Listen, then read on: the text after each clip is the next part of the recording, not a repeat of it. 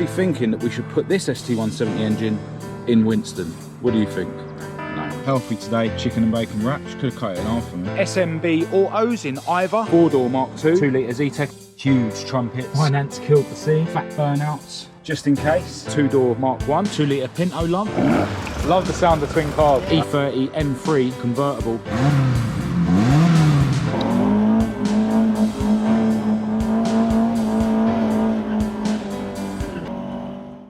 Hello and welcome to this video. I'm Marcus Hayes, this is my beautiful girlfriend Kat, and this is Winston, Kat's plastic Ford Fiesta.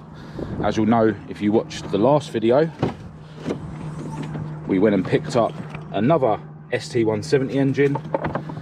Winston done really well as a van, and I'm actually thinking that we should put this ST170 engine in Winston. What do you think?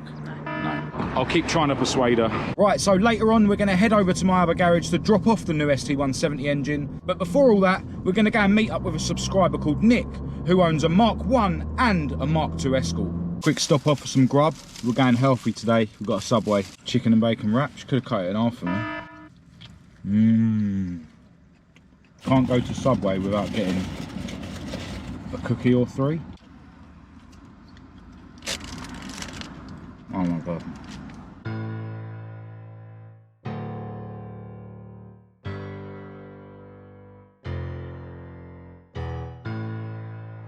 All right, so we've made it to SMB Autos in Iver, where we join Nick. Thanks for inviting us down, mate. Really appreciate it. How you doing? Yeah, good. Yeah, welcome to the channel. Thank you. And Nick owns not one, but two old school Ford Escorts. This beautiful 2-door Mark 1 and this Ratlook 4-door Mark 2, which I recognise from when it belonged to its previous owner, Jake. A shout out to you if you're watching, mate. When I first saw this car on the internet, I kind of regretted painting Maud matte black and wished that I'd gone down the red oxide route like this. But yeah, it's really, really good to see this car in real life for the first time. It's actually got a Z-Tech engine under the bonnet, which we'll have a look at in a minute. Nick has been having a few issues with oil pressure with this Z-Tech, but I'm sure he'll get to the bottom of it soon. Moving around the car, it's fitted with these mini light style alloy wheels. Really love the Rust-eze stickers on the side. Obviously a nod to the Disney film Cars. This thing is so cool. Plenty of retro Ford bits fitted, including a full stainless steel exhaust system and the manifold. But yeah, so great to see this thing for the first time in the metal. Let's have a look in the interior. Love these really retro looking seats. And Nick was saying that he's planning on fitting a set of Recaros in the front, but actually getting them recovered in this material, which I think will look really cool.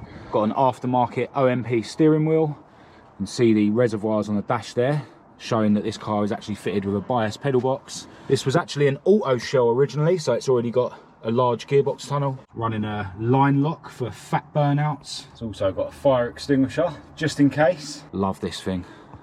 The ultimate Ratlook Mark II. Now, I do love this flocked dash as well. Unfortunately, we can't start the Mark II up today because of the oil pressure issues, but I'm sure we'll hear it running another day. Good to see that it's still got the original square headlights and the full length bumper, although it has got some speed holes in there to help airflow through to the radiator. Nick's gonna open the bonnet so we can have a look at the heart of the beast.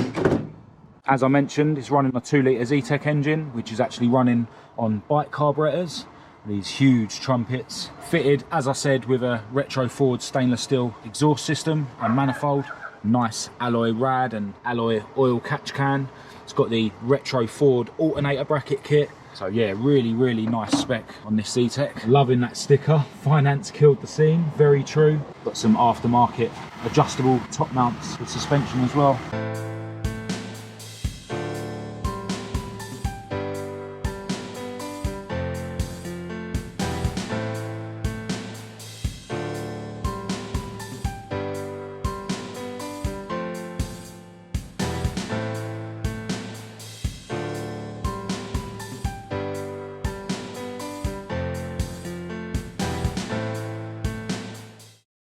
Right, so on to Nick's two-door Mark 1 Escort. Now this was originally an 1100, but it's now fitted with a Pinto lump, and we'll have a look at that in a minute. Really like the colour of this. I'm not actually sure what the shade is. If any of you know, do let us know in the comments. Really loving these Alley Cat alloy wheels. Nice bullet mirrors. This thing does get used. Nick's owned it for about 10 years, and he's toying with the idea of taking it off the road to give it a rebuild, but yeah, as he does enjoy driving it so much, he is a bit reluctant to do so. But yeah, really good to see this thing in real life. We'll have a look in the interior. Fitted with a set of Recaros from a Fiesta RS Turbo, which Nick tells me are a bit more comfortable than the Escort ones. It's got a RS 3-spoke steering wheel, still fitted with the wood and stuff on the 6-dial dash and along here. Got some aftermarket switches and a fuel gauge in the dash. But yeah, a really, really well used and cool looking Mark 1. 4 bonnet pins on the bonnet, proper race car. Yeah. So as you can see, it's running on a 2-litre Pinto lump. This has got a remote servo. Yeah. Remote servo setup. That's very interesting. Not great. Yeah.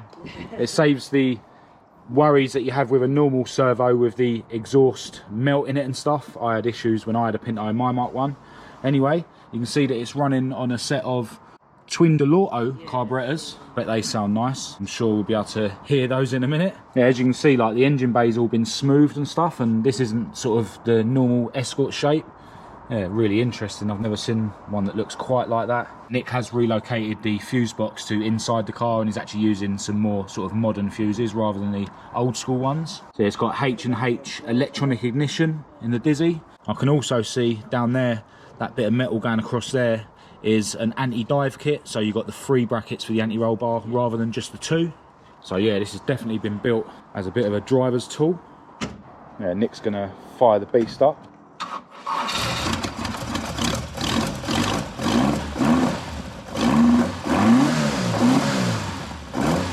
Twin carb sound, man. It's pucker. Love the sound of twin carbs, man. I love that sound.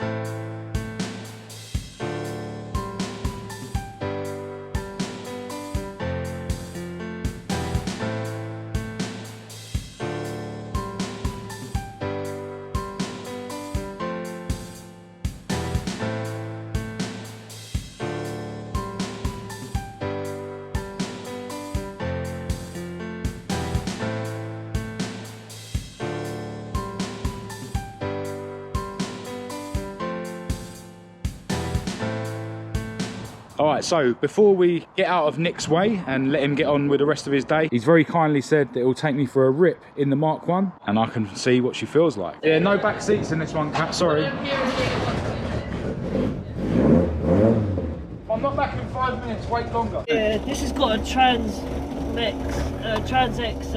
slip? Yeah, the slip, it's a plated one. Yeah.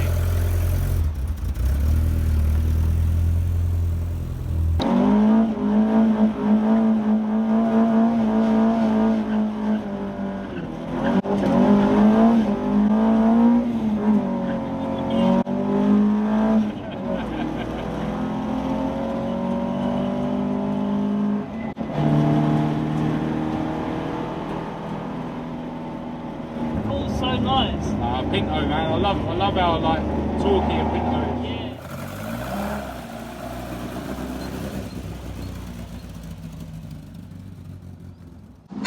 Yeah. That was a seriously cool ride, man. What a machine. Do love Pinto power. Got a little bit of an issue with the rear brakes, but she still goes sideways, but only in Mexico. Now before we go, there is one more really special car that Nick owns that I'm gonna wave my camera at.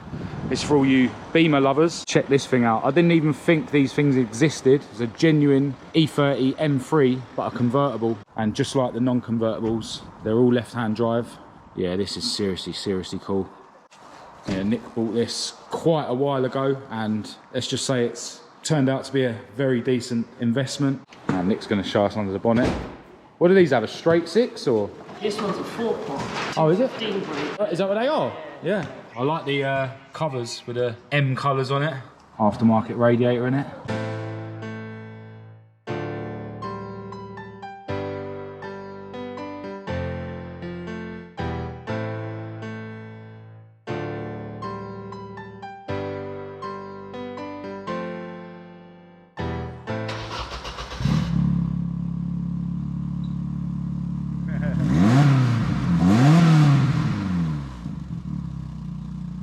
Yeah, it definitely sounds a bit more refined than the Escorts, doesn't it?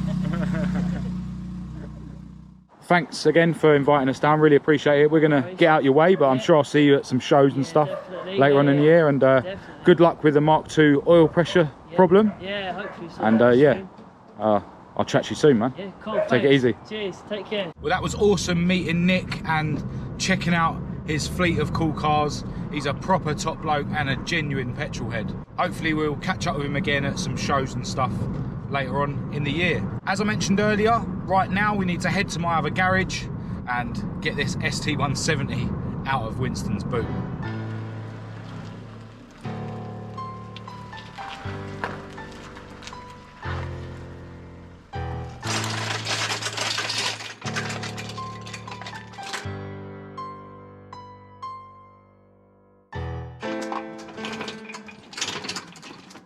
Yeah, so this engine has got, you know, unknown mileage, but it was a price that I couldn't say no, really.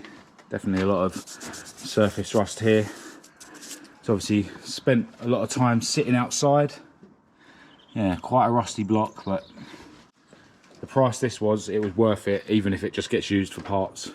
I think one day I'll try and hook up a starter motor and do a sort of compression test while it's on the stand. Throw some oil in it and see what kind of oil pressure it's got, and then see if it's worth throwing in a car one day.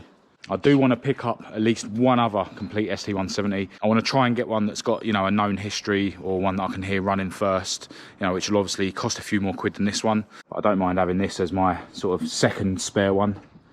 And this will join the Zetec graveyard in my garage next to these two. At bare minimum, this engine now means that I've got a ropey rocker cover to fit to engines as I fit and remove them from cars to save scratching up my nice pretty ones. I've never seen a dipstick tube that rusty before. Definitely some spiders have been residing in there. I can see a dead one. There's a few dead ones out here. A few dead ones there as well, yeah. This isn't actually bolted in, so we can have a look inside. Let's bend this out of the way. Oh, you can't see on the camera, but yeah, it's still oily in there, you know, it's not all surface rusty, so yeah, just looking to see if there's any other place where that oil could have been coming out of Esther. And there is this thing here. I wonder if that's in the oil gallery. I wonder if that's gone on Esther. Obviously I'm expecting it to be the crank seal, this bit. That would be a touch, although can't really get to that with a flywheel on, so I'll still have to take it all off. We'll find that out once I rip Esther's engine out.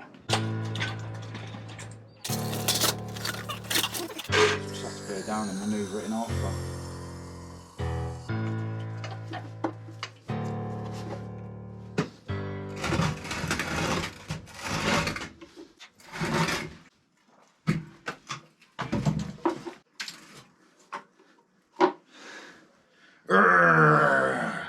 It's only an engine, isn't it?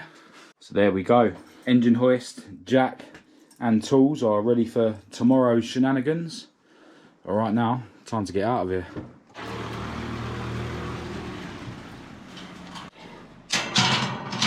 Alright, so with the ST170 engine safely in my garage, me and Kat are now making our way home, and that concludes another video based around my obsession with classic Fords. Massive thanks to Nick for inviting us down earlier to check out your cars. I really appreciate it. I'm sure we'll be catching back up with Nick and his Escorts at some point in the future. But for now, I'm going to end this video here. If you did think it was any good, please do give it a thumbs up and a share. If you didn't, give it a thumbs down. Click subscribe to keep up to date with all my future uploads, and check the links in the description to my social media and my website. I'll also leave my email address down there for anyone who wants to contact me. But other than that, until next time, from me and my beautiful girlfriend Kat, thanks for watching.